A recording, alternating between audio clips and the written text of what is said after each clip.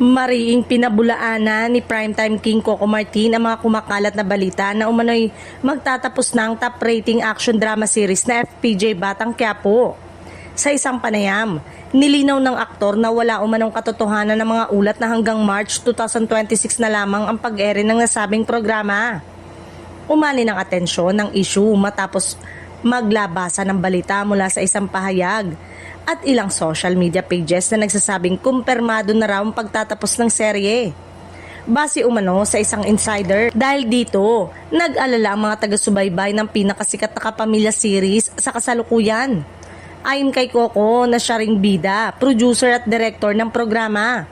Walang anumang abiso mula sa pamunuan ng ABS-CBN at Dreamscape Entertainment hinggil sa umano'y pagtatapos ng serye.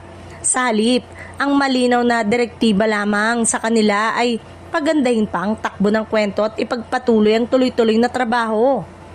Tiniyak din ni Coco na gumaganap bilang si Tanggol na tuloy-tuloy at diretso pa rin ang ere ng FPJ Batang Quiapo. Nagpasalamat din siya sa walang sawang suporta ng mga manonood mula nang mag-umpisa ang serye noong February 2023 at hiniling na samahan pa rin sila ng publiko kahit saan man mapanood ang programa. Hanggang ngayon, mas marami pang pasabog, matitinding eksena at sorpresa ang dapat abangan sa buhay ni Tanggol, kaya naman patuloy umano natutukan at subaybayan gabi-gabi sa FPJ Batang Quiapo sa Kapamilya Channel.